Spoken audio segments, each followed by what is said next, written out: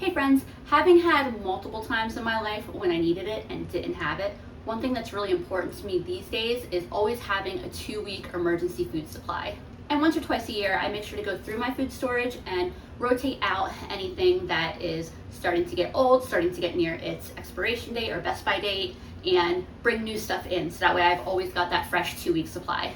So that's what I'm gonna be doing in this video, going through my food storage and making some meals out of the stuff that I need to rotate out. But I'm also kind of reevaluating how I handle my emergency food storage going forward, just because of, things that have changed in my life from when I originally built this food storage. Here's what my emergency food storage has traditionally looked like for probably like the last 15 years. It's always been a combination of foods that would be easy for me to prepare in the event of a power outage, and staples that would help me get by for a while in the event of an economic crisis.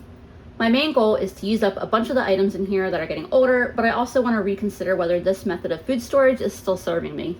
Back when I first started keeping an emergency supply like this, I didn't keep a lot of extra staples on hand, like rice, beans, and that kind of thing, and I wasn't a very knowledgeable cook, so I wouldn't have even known what to do if you handed me beans and rice. But nowadays, I never have less than 20 pounds each of rice, beans, and flour. I also keep a decent backstock of canned foods, frozen meat, and vegetables, and other items. So for now, I'm gonna show you what's in here, make some meals from what I have, and think on it. I always like to keep a box of pancake mix. This is open because we got into it earlier today. I think Andrew was watching a video or something where they were eating pancakes and he suddenly really wanted pancakes. A box of stuffing mix, a couple packages of instant mashed potatoes, some of these packs of tuna with rice and beans. I got these from the Dollar Tree. These are actually good till September, so I probably won't use these up this week. I may take them camping over the summer or something like that. I also have a few boxes here of minute rice. I have so much because it was marked down to $1 a box.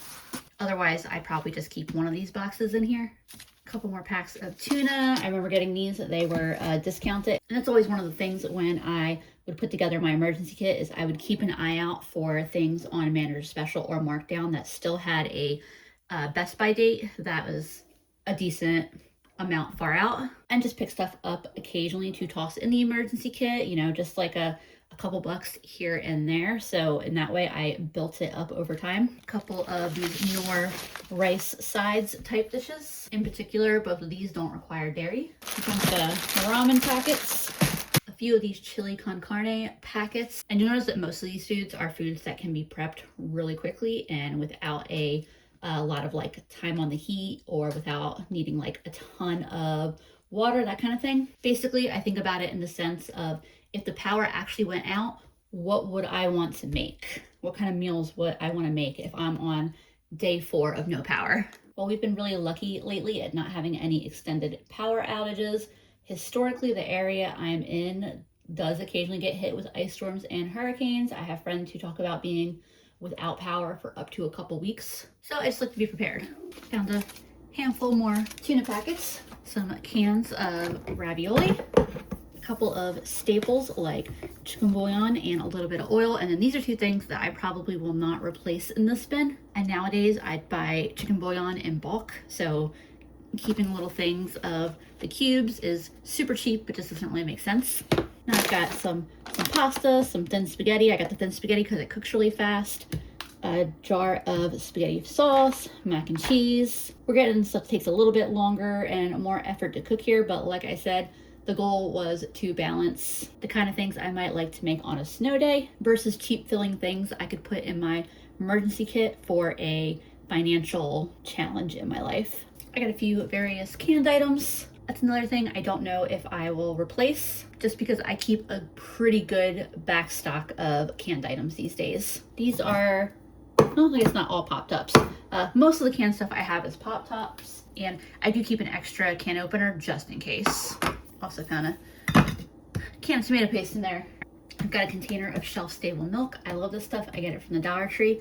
I'll probably go ahead and replace that. We'll see. Powdered milk's also an option, but I feel like I'm more likely to use and rotate these out than powder milk. So in that sense, this makes more sense. I have a few things here that fall into the good for your soul category. Little hotel pack of coffee I tossed in there, some instant coffee, some pudding packs, and snack size Reese's Pieces, just, you know, little chocolate in the emergency bin. There was also a bottle of wine, but I already took that out because if we actually get hit good in Raleigh with a hurricane, gotta have that emergency bottle of wine. Another quick cooking rice. This is a 5-pound bag. This was on Manager Special or Closeout or whatever. I remember that's why I bought this. Here's a little bit of staples, some flour, a little bit of sugar, and some packets of yeast, and then some beans. And so that is everything that is currently in my bin. So none of this food is bad, but it is all food that I would like to use up in the next, like, I don't know, like aim to use it up in the next 8 weeks or so, which won't be hard to do. So I'll get all this put aside and figure out what I want to use tonight for dinner. These I'll probably put aside for like camping, hiking, maybe even like the tuna, like easy road trip food in the spring. Or the tuna might also go towards easy individual lunches. The ramen will definitely just, I'll set them out for us to have for like lunches or whatever whenever we want them. The flour, I think I'm just going to dump into my big container, like my big jar of flour here that I keep in the kitchen. That'll ensure it gets used up pretty soon. So for dinner tonight, I'm going to use these 3 things from the bin, an onion and a pepper that I already had. And then I got this chicken last night. They're chicken drumsticks. They were on sale for 99 cents a pound. And so this whole thing cost me $4.23.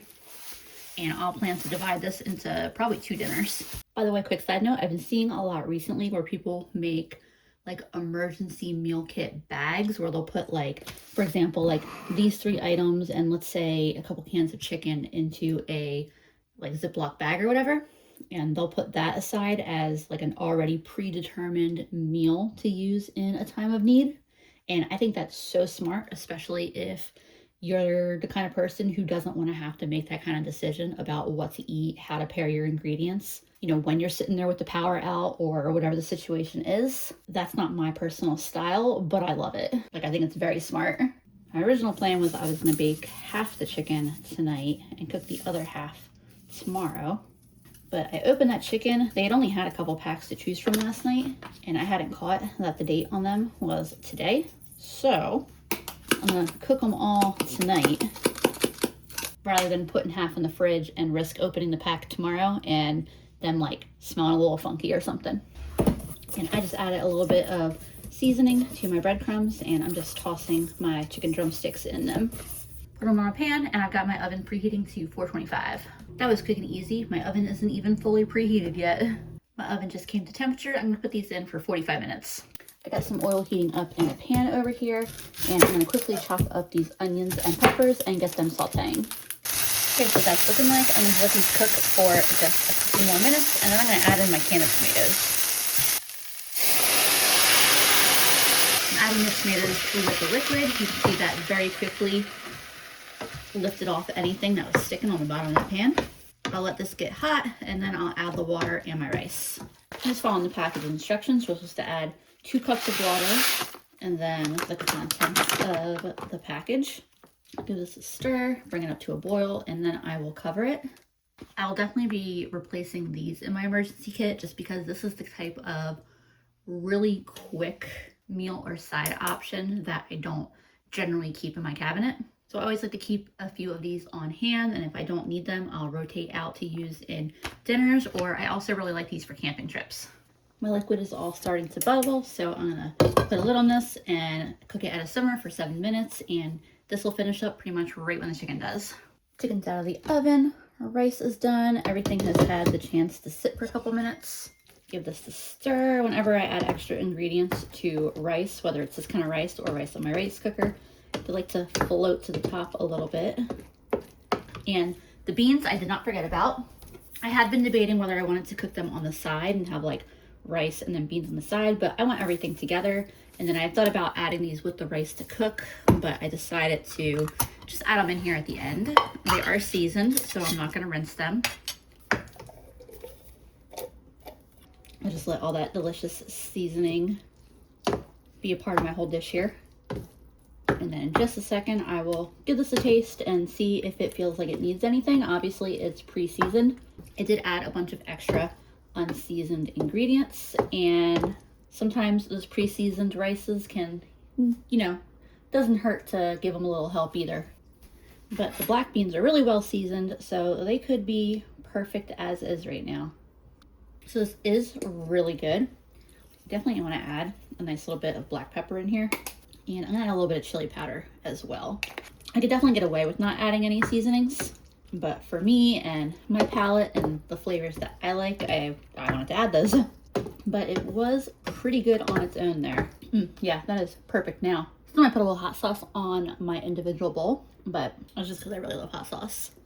Chicken came out super wonderfully. That's what I expected, because this is pretty typical for how I cook chicken legs. But I never get tired of them. Looking forward to eating them. Make myself a bowl right now. And then here is what that finished bowl looks like. Chicken cooked perfect, tastes perfect. And then, like I said, the rice dish is also really good. I especially love adding fresh ingredients like the onions and peppers to one of those little pre-made side dishes, just because it really freshens up the whole thing.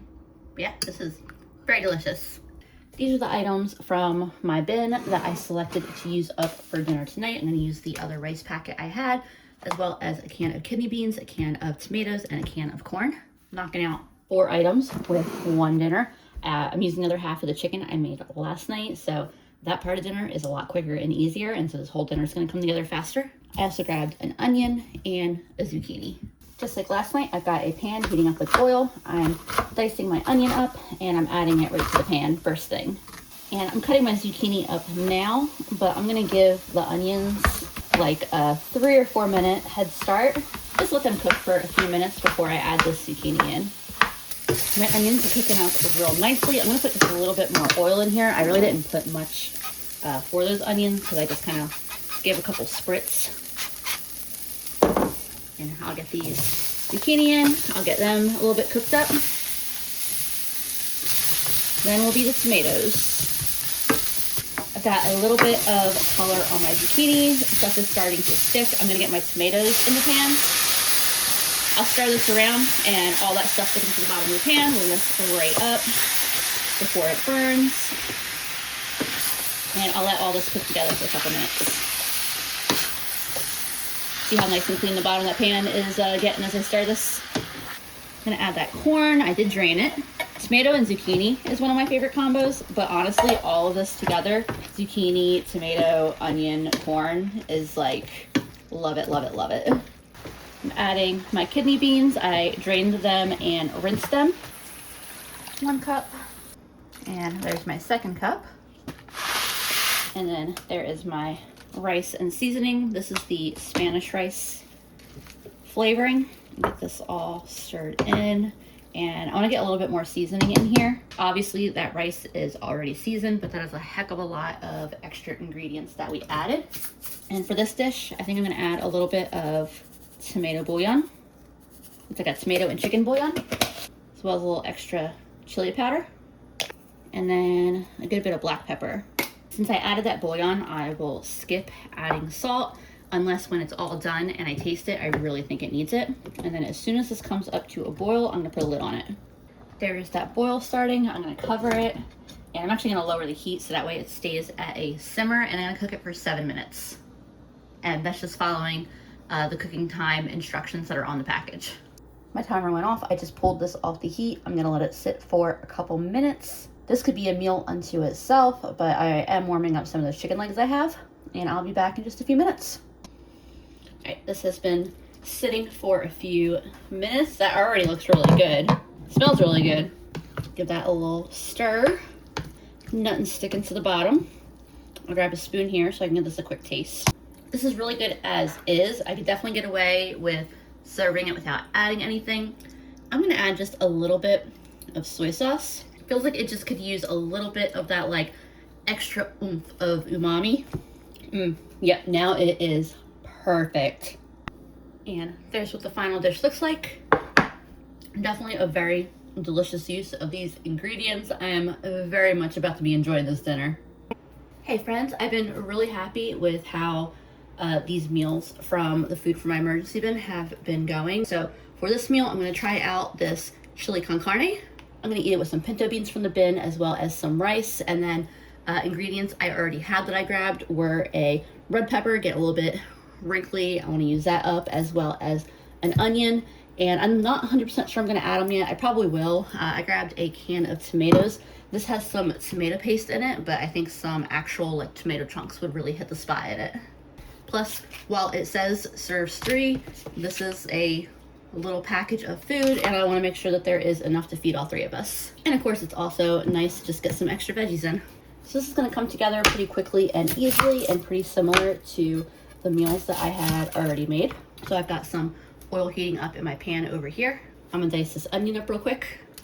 All my onion. It's funny, this pan heats up so much faster than my cast iron, so it throws me off sometimes how quickly it heats up.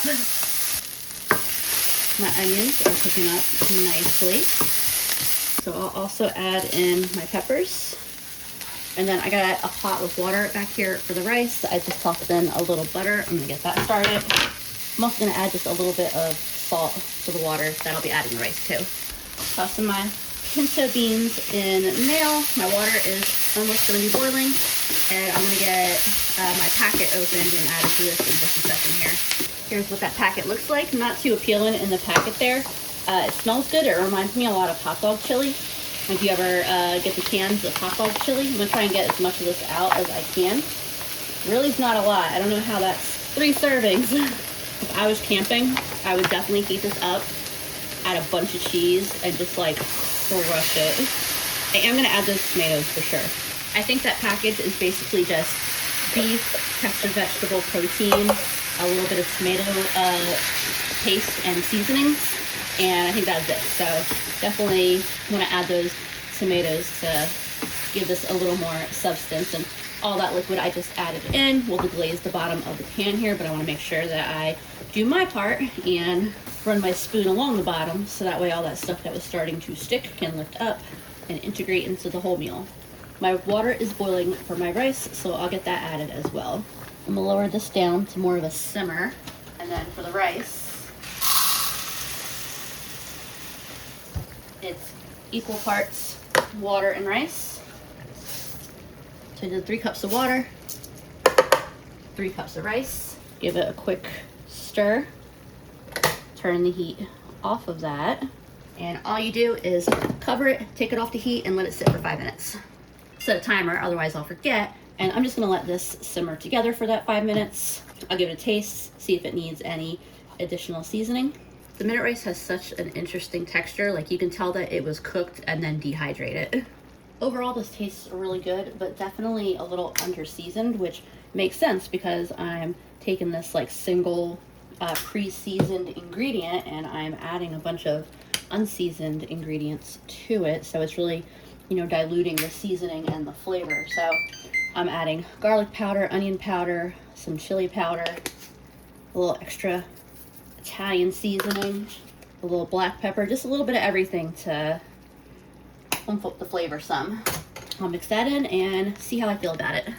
So I burnt my tongue, but this is really good. It's basically just like a slightly less tomato-y chili. In fact, if I wanted to, I could add a spoonful or 2 of tomato paste, since I have a can of tomato paste in the bin as well. But I think I'm just gonna stick with this for now because it tastes good. It's really hot in my kitchen today, so I'm ready to be done cooking. My only complaints about these big boxes of minute rice is that they're all it's just loose in the box, and there's not even like a little tab for closing the box.